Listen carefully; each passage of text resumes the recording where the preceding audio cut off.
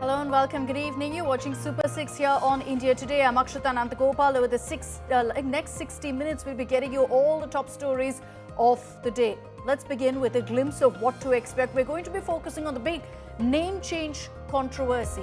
Mahatma Gandhi MGNREGA to Viksit Bharat Ramji bill. But there's a huge stalemate between states too. States are up in arms. The likes of the Tamil Nadu government, the DMK, has questioned the changes that have been made in the scheme. So much so that BJP's ally TDP has also questioned the funding plan right now. We'll tell you exactly why. Also coming up on the show at 6:30, we'll talk about the Luthras finally being dragged back to India. Just moments ago, they emerged out of Delhi's IGI airport. They're going to be produced in court shortly. So those live updates coming your way. I'm Akshita Nandagopal. Here are the top 10 headlines of the day. 10 days after the Goa fire, Luthras have finally been arrested. Luthra brothers taken into custody by Goa police at Delhi airport. They will be produced before a Delhi court next. Big win for Gandhi's the National Herald case. Court won't take cognizance of ED charge sheet. Says no FIR, hence prosecution not maintainable. ED set to move court against Herald order. ED sources say cognizance of offence already taken. New rural jobs bill sparks fiery debate in Parliament. Priyanka demands bill be sent to a standing committee, says centre shirking responsibility and funds. BJP hits back, says bill needed to bring in reform in the rural employment framework. Bihar Chief Minister sparks controversy after he pulls a woman's hijab on stage while handing over job appointment letters. The opposition lashes out over that exact video, seeking an apology from Nitish.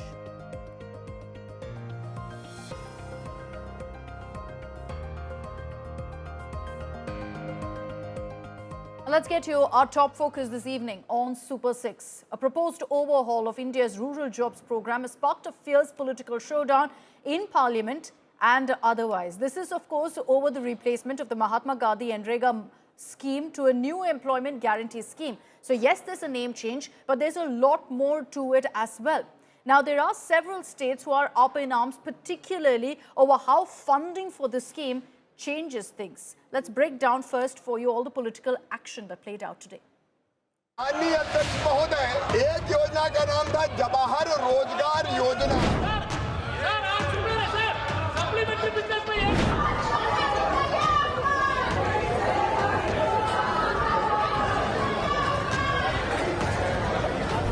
Parliament witnessed high-voltage drama on Tuesday as the Narendra Modi government introduced the Viksit Bharat Guarantee for Rojgar and Aajeevika Mission Grameen, or VBG Ramji bill. The proposed legislation will replace the Mahatma Gandhi National Rural Employment Guarantee Act. With the new bill, the centre is pushing a major reset of rural employment. इसके पहले कई रोजगार योजना आई। While MGNREGA guaranteed 100 days of work, the VBG Ramji bill ups it to 125 days. MGNREGA was fully funded by the centre, whereas VBG Ramji makes the state provide 40% of the funding. The opposition accused the BJP of dismantling a flagship welfare scheme linked to Mahatma Gandhi. The Congress called it an attempt to centralize control and dilute workers' rights. Mahatma Gandhi ji मेरे परिवार के नहीं थे, लेकिन मेरे परिवार जैसे ही हैं और इस पूरे देश की यही भावना है सर। गहन जांच पड़ताल और व्यापक चर्चा के लिए इसे कम से कम स्थायी समिति के पास भेजा जाना चाहिए और कोई विधायक किसी की निजी महत्वाकांक्षा, सनक और पूर्वाग्रहों के आधार पर न तो पेश होना चाहिए और न ही पास होना चाहिए। The government hit back. Rural Development Minister Shivraj Singh Chouhan argued the bill is for public welfare, insisting Gandhi lives in our hearts and that VBG Ramji reflects Ram Rajya. बापू हमारे दिलों में बसते हैं, उनका हम पूरा सम्मान करते हैं। और बापू ही कहते थे राम राज, राम हमारे रोम रोम में रमे हैं, राम हमारी हर सांस में बसे हैं। बिना राम के ये देश नहीं जाना जाता। पता नहीं क्यों भड़क गए। Protests spilled outside the house as well. Opposition leaders accuse the centre of being anti-Gandhi and politicizing Lord Ram. ये नाम बदलने की राजनीति बहुत दिन चलने वाली नहीं है। ये ग्राफ इनका नीचे जा रहा है और मैंने पहले भी कहा, फिर कहता हूँ, जिस समय ये कमजोर हो जाते हैं उस समय रिलीजियस और कम्युनल ज्यादा हो जाते हैं। Some MPs staged a dramatic rooftop protest at the old parliament. Meanwhile, NDA ally TDP flagged concerns, warning of added financial burden on states. It's a welcome move that whatever amendments that you're bringing in with respect to the betterment of NREGA. At the same time, this is what Andhra Pradesh is facing from 2014 itself, and you have been helping us. And last 1.5 years, people of Andhra have seen how much union government has helped, and we expect and we request that help to continue even with respect to the NREGA going forward. Despite the storm, government sources say the centre is determined to pass the VBG Ramji bill in this session, clearing way for approval in the upcoming budget session, and remains firm that the name won't be changed. With Maushmi Singh and Aishwarya Palawal in Delhi, Bureau Report, India Today. Okay, let me bring in Piyush Mishra joining us live from Delhi. We have Apurva Jayachandran joining us live from Vijayawada to tell us what the TDP really has to say on this. Piyush, to you first, on how the government really is firefighting the criticism that's coming their way. This isn't just limited to, a political fight. The reality is that there are some allies also who are voicing concerns. Well, there's no doubt, Akshita, that allies are voicing concern, and TDP has made it very clear that, yes, they are very much in the mood of welcoming the amendments with which the government is coming up with the new bill. But at the same time, they have the concern about the loss which the states are going to bear. Why? Because this time the ratio has been increased from 90-10 to 60-40, which means that the central government is going to pay 60% and then state government will have to be around 40%. The apprehension of TDP is that there are various states, including their state, where it will not be easy to bear such a huge amount, and that's why they have raised they have expressed their concerns. On the other side, sources in the government, Akshata, have told us that it will not be an issue for the government, and they are very much determined to get it past this bill itself. No, but the optics aren't great, and I'll bring in Apurva Jayachandran on that. Apurva, the TDP has so far made it clear that they're not for the bill. They have concerns that they want addressed. Has that issue been sorted out? Well, Akshita, in fact, if you've seen even, when there was the amendments to the Waqf bill or several other important, decisions that needed to be approved, there was a consensus that was taken in across the NDA parties and the alliances that the BJP has had with other regional parties as well. Much like that, this is also yet another, amendment that the TDP is, willing to explore further as well. Even for the Waqf bill, if we see, there was a lot of discussions in which the TDP had actively participated.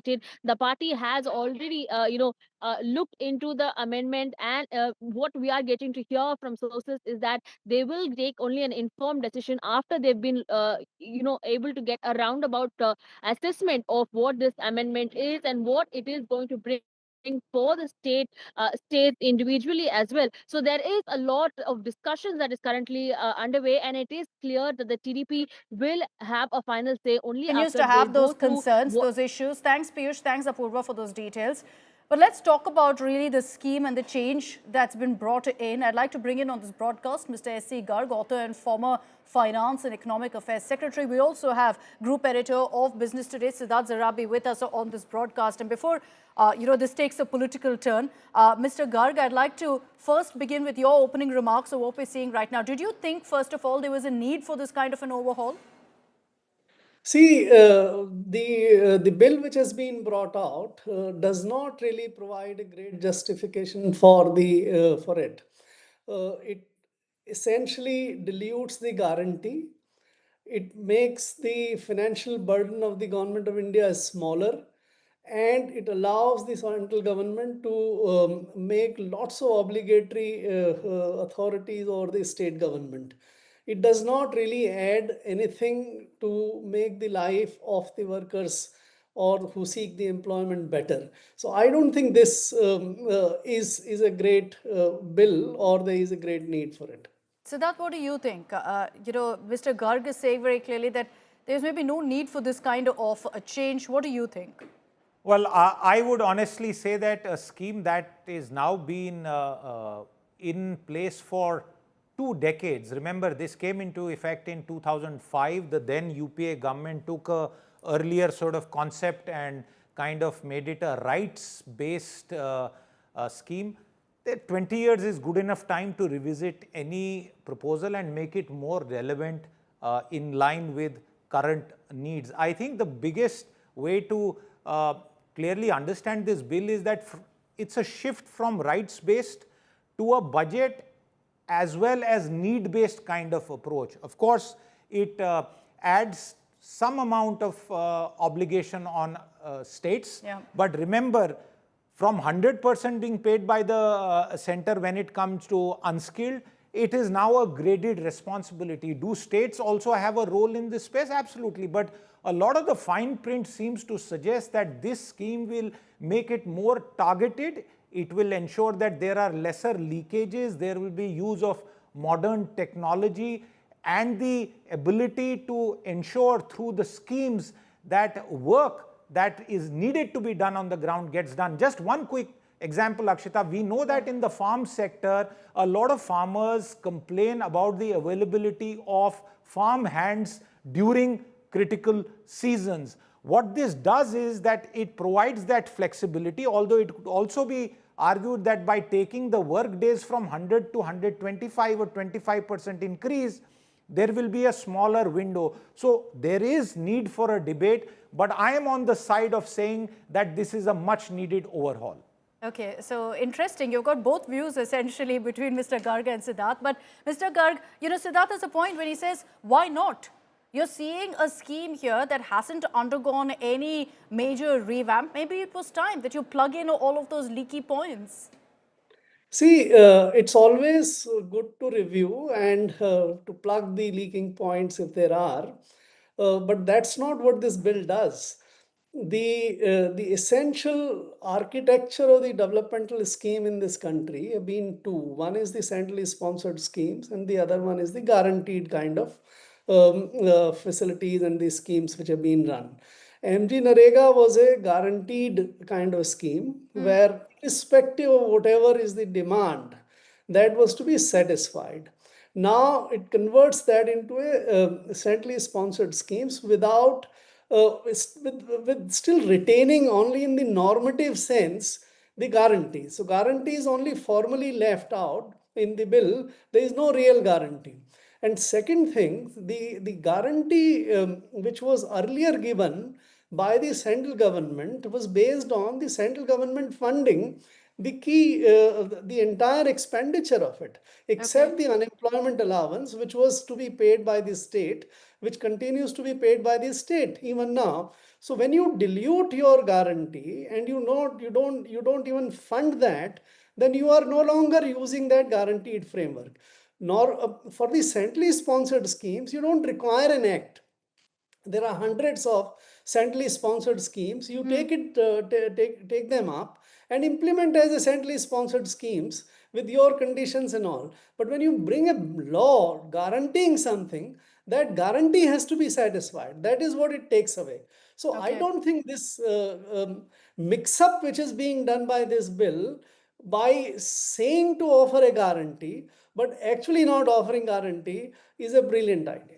I want to talk about the state's concern, and I'll bring in also Dr. Syed Hafeez, spokesperson of the DMK, Radhika Khera, national spokesperson of the BJP on this broadcast. Mr. Garg, I know you're short of time, so if you can be with us on this debate and this panel, we'd appreciate it. But of course, if you have to go, we are thankful that you took the time out to join us. I'll begin with the DMK on this. Dr. Hafeez, what really is the DMK's contention right now against this particular scheme, against the rejig of the Mahatma Gandhi NREGA?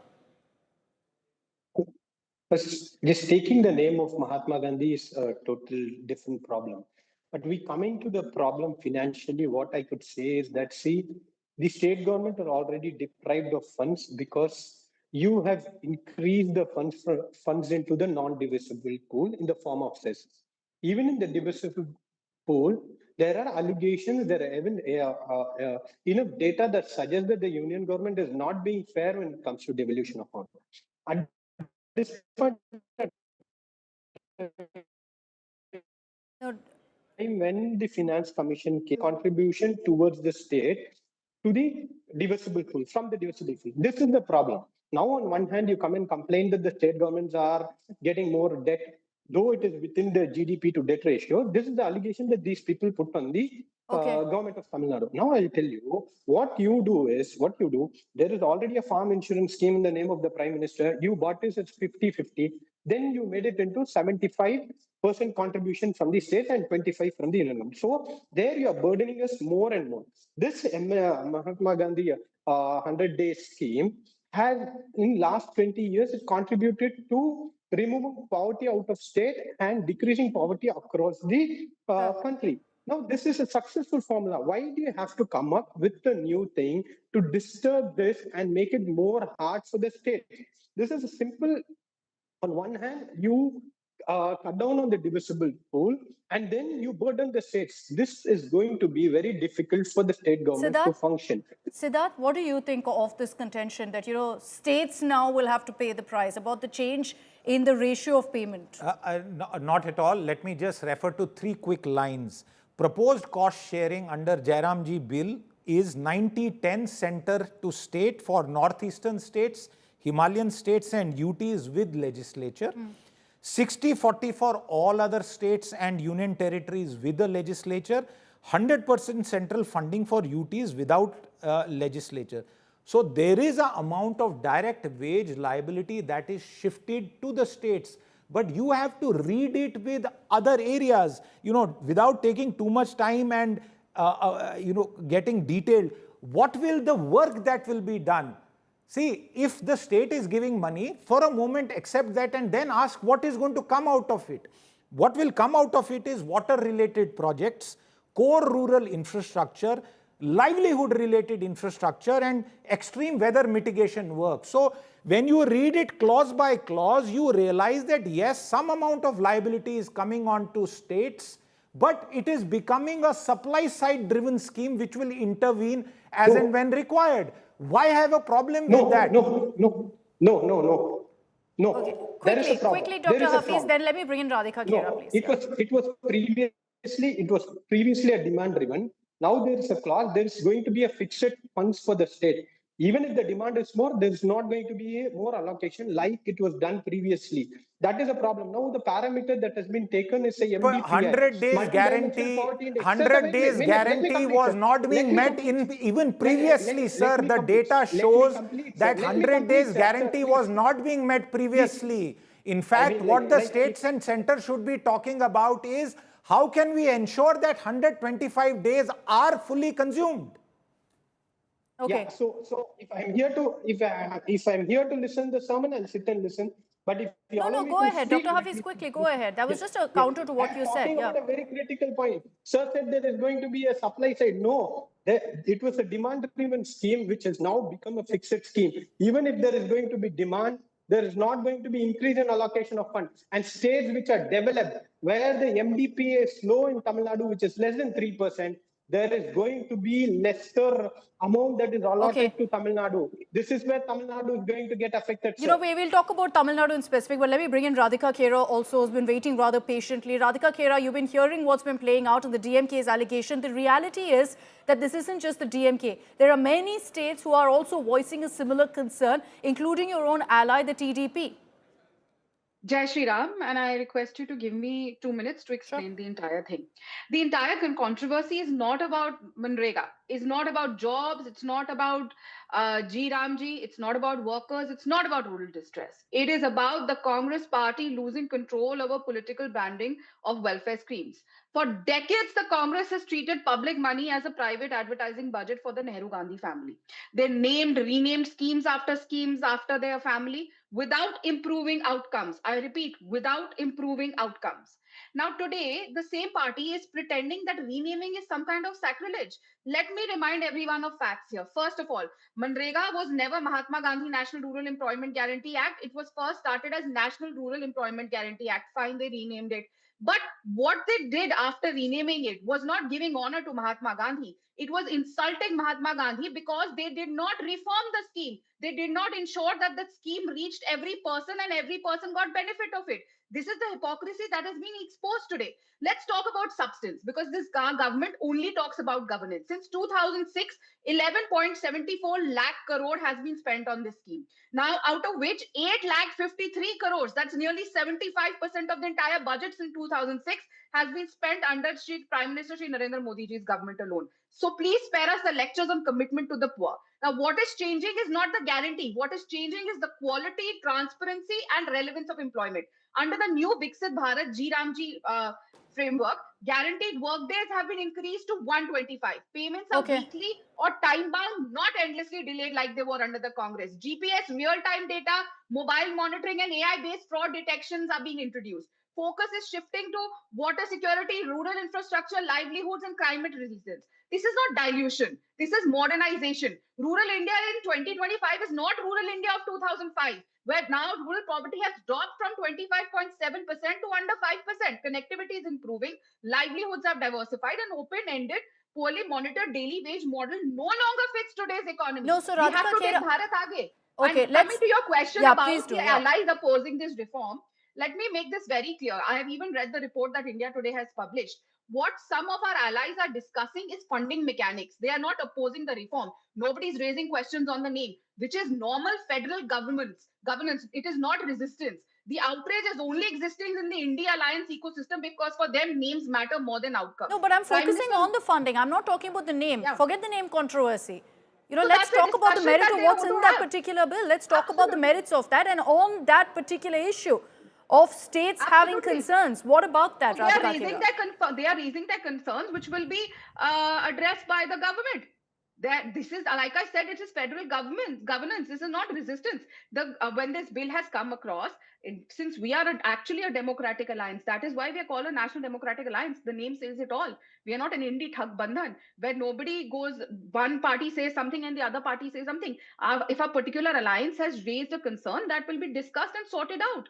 Nobody is rejecting it. Nobody is going against it. It is normal federal governance. No, that's how funding mechanics are discussed. Siddharth, explain to us the difference of what the current scheme says versus the revamped scheme. Like I said, there are many state governments right now that are having concerns. How do you think they should be addressed? Or do you think that there's absolutely no cause for concern here? FY24 data, I will take only that year's data to answer the question that have funds not been provided, whether center or states, leave that aside.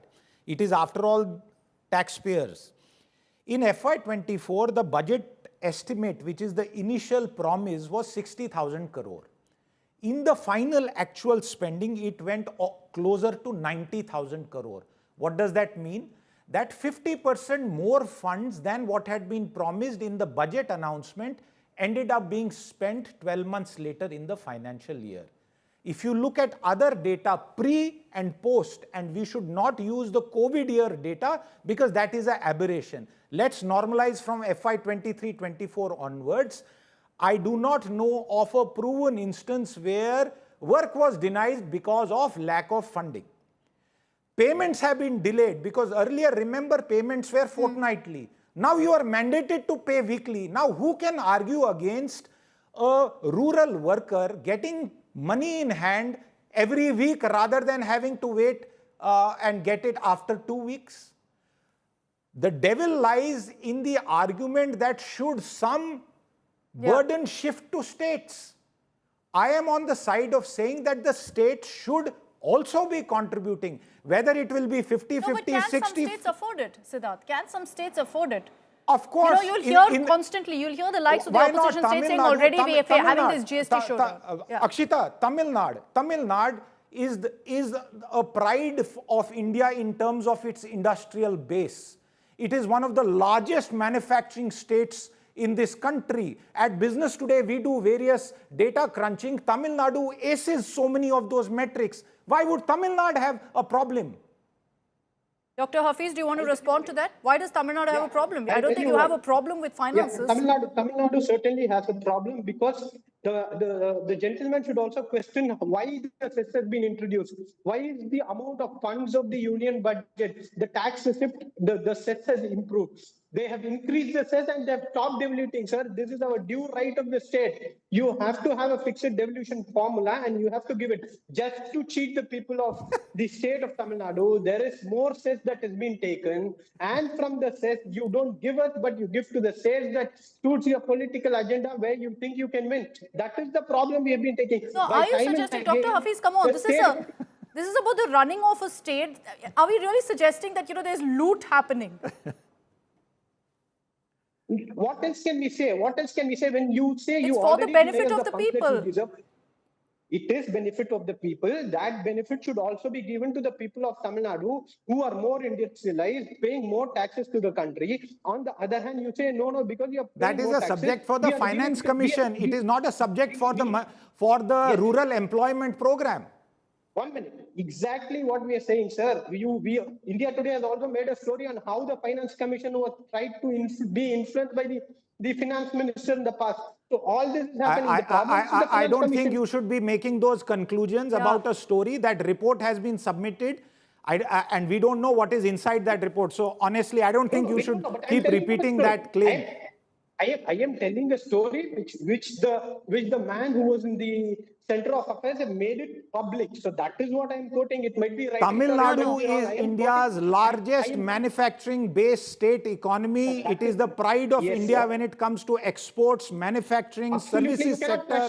I don't think Tamil Nadu has a problem with 10% or 40%. I think the question Siddharth is constantly asking Dr. Hafiz is, does this really dent Tamil Nadu's economy?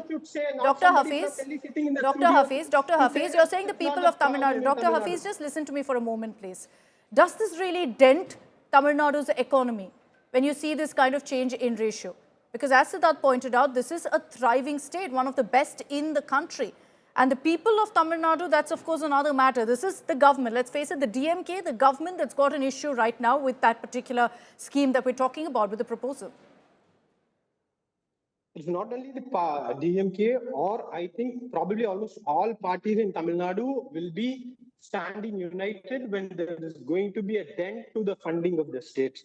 That we can see in the BJP's own ally, where TDP is creating an issue on this. So this is a problem irrespective of you have grown or not grown. Now you say India has also grown, India is also growing. We are the third largest economy. Why should the union government put the burden on the state? Let it take it on itself. You're also a developed state, sir. You claim every now and then we are the third largest economy. I mean, who is it benefiting? Who is it benefiting? Who is it benefiting? Radhika Khera, yeah. From what I could hear from the DMK spokesperson and what the DMK is opposing, I could only hear parts of what he was saying because of bad audio. What I don't understand is, why is DMK creating hue and cry? Tamil Nadu is not a poor state. It is just a poorly prioritized state. There is no money problem. There is just governance problem in Tamil Nadu, which they should sort it out. Tamil Nadu is one of India's most economically capable states. It has a large industrial base, strong manufacturing, ports, exports, and diversified economy. So the issue is not capacity to pay. The issue is priorities and fiscal discipline. No, so Radhika Khera, the question that the DMK is constantly raising is, why is the centre changing it? Why is the central government not? Why does the state not cut down on the expanded high-cost freebie schemes without long-term funding clarity? The revenue stress has increased because of expenditure growth that has outpaced the reforms. DMK has continuously chosen political populism over administrative efficiency, which is why they have a problem. At the same time, they're also resisting transparency, audits, and compliance, which is very important in the centrally funded scheme. So when they say, where will we give the money from? The answer is, you have the money. You just don't want accountability attached to it. You don't want to do anything for the people. You just want, when the elections are there, this we should give for free, that we should give for free, which is why the way the Congress government behave. Why is no other state talking about this? I did not speak over you. You can Go ahead, easily Radhika, afford finish. this Make your when the point. state and center. You can easily afford this. But the problem is that this will be verified, transparent deployment program. It is not about affordability. This is about losing control over the systems, and they will be exposed that they were not actually here to improve poverty. They are not actually here for the people. Okay, That is the actual problem. Okay, Dr. Hafiz, your response before I wrap this up, please. I think Radhika is contradicting herself and her union government. The data which are coming that they say that we have done the best in eliminating poverty. On the other hand, she says that we continue to keep them in the grab of poverty. This is totally contradicting your own union government, which says that we have done well. And thank you for appreciating Tamil Nadu. It is so much a developed Everyone state. is, Dr. Hafiz. The takeaway from this is everyone's talking about how well Tamil Nadu is doing. Yeah. Then I think the union ministers, when they come next time, do not say that Tamil Nadu is a poor state because of the Dravidian government. Thanks to the Dravidian government. But Tamil Nadu has always done well. It is not thanks to the DMK. The previous governments have also. No, I don't want to get into why Tamil Nadu is doing. It's doing well. Not able to handle this scheme is because I don't want to get into why. Dr. Hafiz, quickly. Yeah. Never the BJP government. Thanks to the people of Tamil Nadu that they did not select BJP and kept Tamil Nadu a developed state. So thanks for your acknowledgement over that. The problem is Akshita, just one question. The fund deficit is a reality. Yeah. The fund deficit is a reality in all the states, irrespective of the states which are ruled by BJP or not. Okay. Coming to the populism and election thing, I think you should lecture the NDA, which promised 10,000 before the elections to the voters in Bihar. 75 lakhs is a huge amount. So all this is there. Okay, with the just BJP quickly too. before I wrap this up, But here we Siddharth have has a question for you. performed Siddharth. No, just one line and a question for everyone. Akshita, should Tamil Nadu or Gujarat pay lesser than a Manipur or a Ladakh? Are we going to sit and debate that the people of Ladakh or in our northeastern states or the lesser well-to-do economies in the east of India or in central India, should they be asked to be at the same rung in terms of contribution as Tamil Nadu or Gujarat or some of our industrially advanced states? I don't think that is even an argument that we should be having on national television, honestly, Akshita. Dr. Hafiz, your response to that. Do you really think Tamil Nadu, let's take an not the example. Tamil Nadu, argument. Manipur, are they on the same pedestal, same level? No. That is not the argument. We are not so insensible to have such an argument. But we can certainly argue there should be some rationale in the way the union government in country, where as a prime minister who said it is under his government the country has developed, he is shifting the burden from the union government to the state government is something irresponsible. It's just a propaganda. It shows that the entire development image is nothing but a propaganda. But in reality, the union government has a lot of debt, and to escape that, it is pushing the burden on the state government, which has to be resisted by any state government of the day.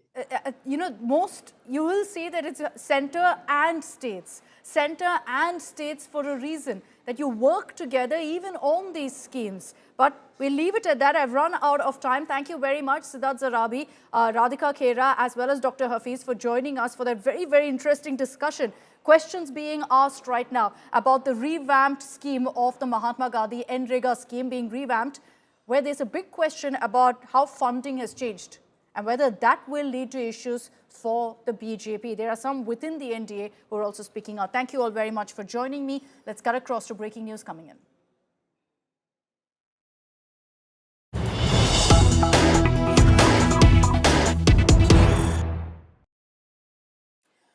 Karnataka Chief Minister Natka continues. Remember that the assembly session is underway in Karnataka's Belagavi, where the BJP again questioned Siddaramaiah, asking who is the Chief Minister? Are you going to continue as the Chief Minister?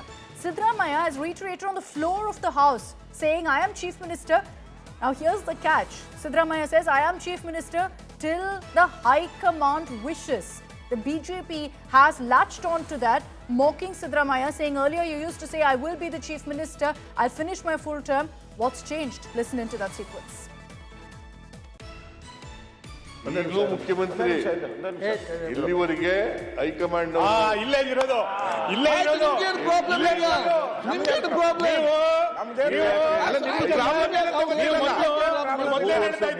ಬದಲಾವಣೆ ಮಾಡಿದ್ರೆ ನೀವು ಏನ್ ಹೇಳ್ತೀರಿ? ನಾನೇ ಮುಖ್ಯಮಂತ್ರಿ ಮುಂದಿನ 5 ವರ್ಷ. ಈಗಲೂ ನಾನೇ ಮುಖ್ಯಮಂತ್ರಿ. ಮುಂದೇನು? ಜನವರಿ ನಂತರ ಏನ್ ಹೇಳಿ? ಜನವರಿ ನಂತರ ಹೇಳಿದ್ದೇನೆ ಮುಖ್ಯಮಂತ್ರಿ ಈಗ ನಾವು ಹೈಕಮಾಂಡ್ ನಿಮ್ಗೇನ್ ಪ್ರಾಬ್ಲಮ್ ಈಗ ಕೋಪ ಏನಿಲ್ಲ ಸರ್. ವಿರೋಧ ಪಕ್ಷದ ನಾಯಕರ ಸ್ಥಾನಕ್ಕೆ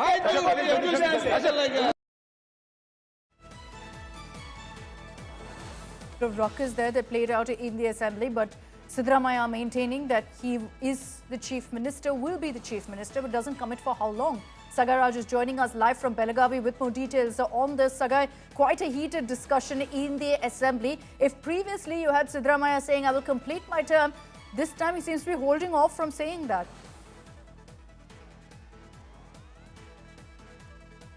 Absolutely. Let me give the background of this particular clash between the BJP and Congress inside the assembly. The MLA, Kunigal MLA Ranganath, who is also brother-in-law of DK Shivkumar, who is of a brother, the camp of DK Shivkumar. So he raises the question of funds which is not been released, especially from the cooperative society. Remember, cooperative society earlier was headed by Siddaramaiah's close aide K.N. Rajana, saying that there is no funds being released for his constituency, for the farmers and from the cooperative society. So he raises the question. When Ranganath raises the question, the BJP tried to cash in the situation where they say that your own MLA from your party raising the questions on the funds. So how long you will be the chief minister? So they had questioned him, saying that your own MLA is raising the question, they are not getting the funds. This clearly shows that all is not well between your own government and between your own leaders. That's when Siddaramaiah stands and says that our party will remain for 5 years. When they questioned him, will you be the chief minister for 5 years? He says that our party will be for 5 years. If High Command allows me, I'll complete 5 years. That's when the argument soars up between both of them. And CM says that I'll be chief minister now, even tomorrow or even in the future. So it all depends upon the High Command. So there is a clause saying that if the High Command says that he will continue the chief minister, where the opposition is trying to catch in the situation, saying that no development is happening. It is only the infighting which is leading in the state of Karnataka, and people have to ultimately suffer because of this power tussle in the state. It's like we've always said, there's no smoke without fire. Evidence right there for you. Thanks very much, Sagai, for joining us with those details.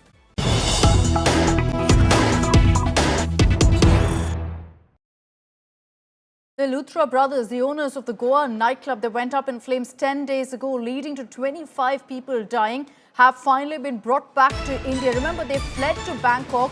They've now touched down in the national capital, brought out of Delhi's IGI airport. And as we speak, they're being taken for a medical check. This is, of course, part of protocol.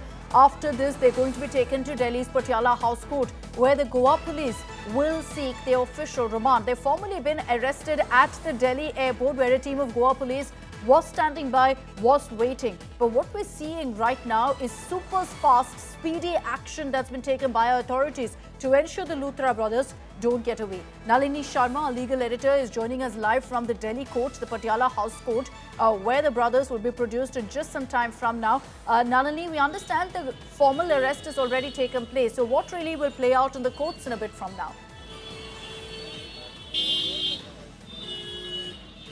Akshita, like you correctly pointed out, the biggest hurdle was to ensure that these two brothers are brought back at the earliest so that they can face the law and can be tried for the offences that they have been accused of. And now that they have been officially brought back, the next step, like you correctly pointed out, is ongoing. They are undergoing a medical examination right now.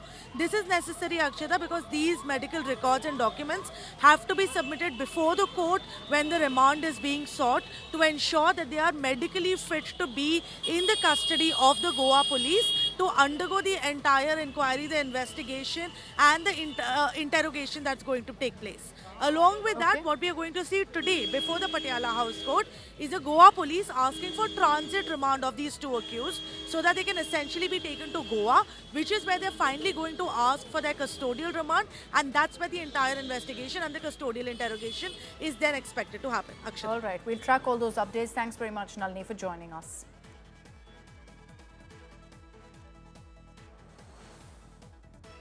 Okay, let's move on and get you some of the highlights of the IPL auction. And it's raining money in Abu Dhabi. This is the 2026 mini auction that's underway. The Australian all-rounder Cameron Green became the costliest overseas player in IPL history, with Kolkata Knight Riders acquiring his services for a whopping 25.2 crores. The biggest purse coming into the auctions, the 2024 champions bought Matisha Patirana for 18 crores, who's the second costliest buy of the day so far. And then you have also, besides the international players, the Indian uncapped players, Prashant Veer and Karthik Sharma, who were sold for 14.2 crores each to the same franchise, Chennai Super Kings. The right-arm fast bowler from Jammu and Kashmir, Aqib Ali Dar, who's been a star performer in the domestic circuit, was sold to the Delhi Capitals for 8.4 crores from a base price of 30 lakhs. Another big buy so far was Ravi Bishnoi, Venkatesh Iyer as well, both of whom were sold to Rajasthan Royals for 7.2 crores. My apologies there. You had Ravi Bishnoi to Rajasthan Royals for 7.2 crores and Venkatesh Iyer, who was sold to Royal Challengers Bangalore for 7 crores. And that's all we have time for in this edition of Super 6. Thanks very much for tuning in. I'm leaving you with images of star India batter Virat Kohli and his wife Anushka Sharma visiting Premanand Maharaj in his ashram. This is in Vrindavan. Video has emerged of the same. Remember that Virat Kohli and Anushka touched down from London for a brief 48-hour visit in which they were seen landing in Vrindavan for a meet with Premanand.